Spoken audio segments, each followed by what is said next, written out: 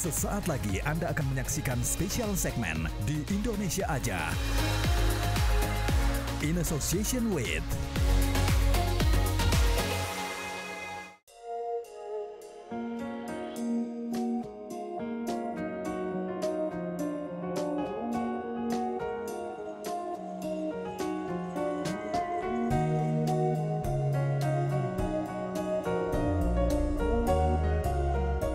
Pernah mengandalkan pendapatan hanya dari kegiatan penggalian pasir, kini sektor pariwisata justru menjadi fokus utama warga desa wisata hijau Bilebante, Lombok Tengah, Nusa Tenggara Barat. Di tengah pandemi COVID-19, warga desa Bilebante kian gencar mempromosikan paket ekowisata dan wellness tourism berbasis alam, guna memberikan kesempatan kepada pengunjung untuk mengetahui lebih dalam sektor penggerak perekonomian warga di desa yang telah mengantongi sertifikat bersih, sehat, aman dan ramah lingkungan atau CHSE dari Dinas Pariwisata Provinsi NTB tahun 2021 ini. Desa Wisata Hijau Bilebante terletak di Kecamatan Pringgarata, Kabupaten Lombok Tengah, Nusa Tenggara Barat. Perjalanan menuju ke Desa Wisata Hijau Bilebante yang berjarak 24 km dari Bandara Internasional Zainuddin Abdul Majid dapat ditempuh dengan berkendara selama 37 menit. Sementara jika berkendara dari Kota Mataram yang merupakan ibu kota Provinsi Nusa Tenggara Barat yang berjarak 16 km bisa ditempuh selama 18 menit saja.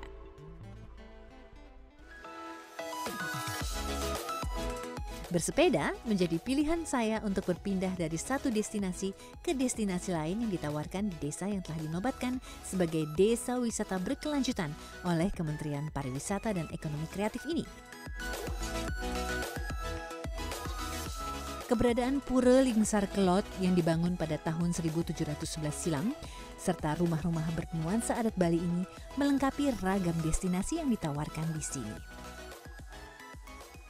Saat ini saya berada di Pura Lingsar Kelot, pura tertua di Lombok Tengah, Nusa Tenggara Barat. Pura ini berada di Desa Wisata Bilebante yang dulunya merupakan lokasi penambangan pasir yang kini telah berubah menjadi desa wisata dengan ragam kegiatan menarik dan masyarakatnya memiliki ragam kegiatan ekonomi yang inovatif untuk bertahan selama pandemi. Pandemi mengubah banyak hal, namun berhasil memompa kreativitas warga desa Bilebante untuk tidak lagi hanya mengandalkan sektor pariwisata yang masih lesu. Desa Wisata Hijau Bilebante ini sangat ramai, jadi ada homestay-nya, kemudian lembah gardena, pasar pancingan, cooking class, kebun herbal, itu pengunjungnya sangat ramai sekali. Kalau per bulan itu nyampe dengan 2.000 pengunjung. Nah setelah pandemi, yaitu nyaris memang mati total nih ketika pandemi set.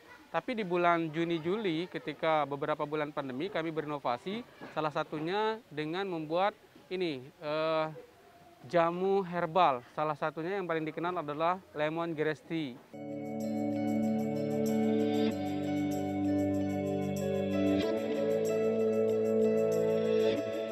Kunjungan ke kebun herbal dengan lebih dari 200 koleksi tanaman obat menjadi kegiatan edukasi yang saya ikuti untuk menambah wawasan mengenai beragam pilihan obat alami yang berkhasiat menyembuhkan berbagai penyakit.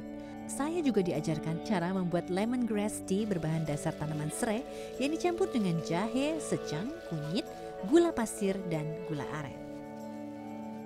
Produk jamu rumahan lemongrass tea seharga Rp25.000 per kemasan ukuran 200 gram ini dalam sebulan tak kurang dari 400 kemasan lemongrass tea bisa terjual dengan omset Rp10 juta per bulan. Penjualannya terus meningkat hingga 15% selama pandemi dan telah merambah hingga ke mancanegara. Seger banget. Ini rasa serainya sangat berasa dan hebatnya penjualan produk ini bisa merambah hingga ke luar negeri hingga ke Jerman. Nah, dengan membeli produk ini kita sama dengan membantu perekonomian masyarakat di desa ini. Warga juga memproduksi camilan tortilla atau keripik dari bahan singkong, kolang-kaling hingga jagung.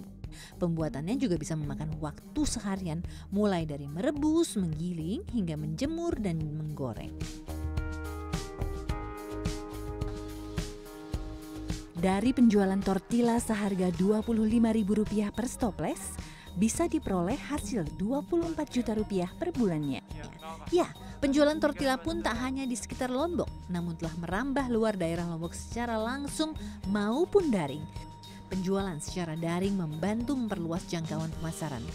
Inovasi pengemasan yang lebih ekonomis membuat penjualan tortilla meningkat hingga mencapai 3,6 juta rupiah per bulan.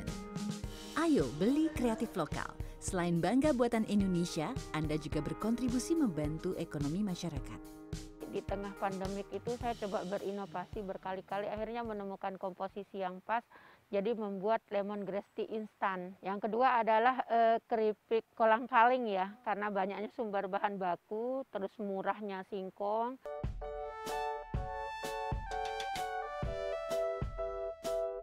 Selamat datang, sebelum masuk cek suhu.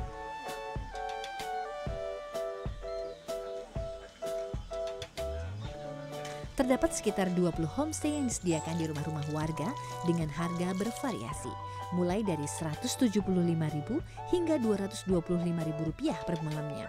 Penerapan protokol kesehatan tetap dilakukan sebagai langkah persiapan menyambut kedatangan wisatawan.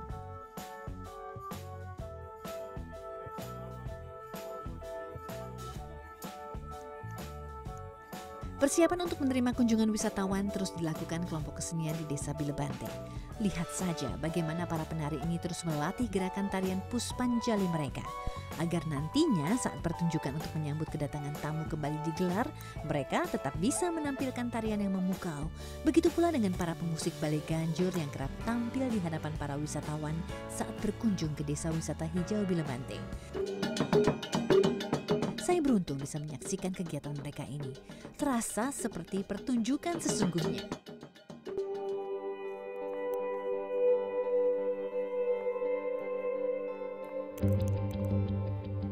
Kelas belajar memasak menu khas Lombok Tengah, ayam merakat menjadi kegiatan terakhir yang saya jalani di Desa Wisata Hijau Bilebante. Proses memasak ayam merakat yang berbahan utama ayam kampung yang terlebih dulu dibakar tidak terlalu rumit.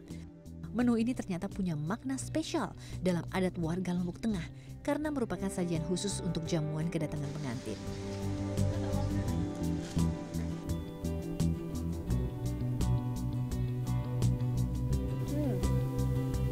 Menikmati pemandangan sambil makan ayam merakat khas Lombok Tengah ini memang tidak ada duanya. Di mana lagi sih kita bisa duduk-duduk di tepi sawah seperti ini sambil makan kuliner yang lezat kalau nggak di Indonesia aja. Desa wisata ini siap menyambut Anda saat waktunya sudah tepat.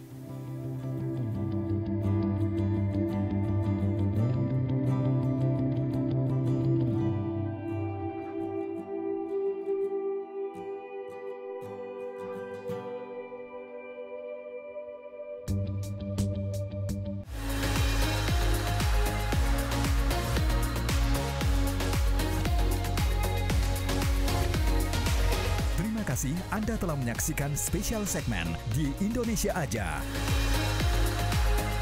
In association with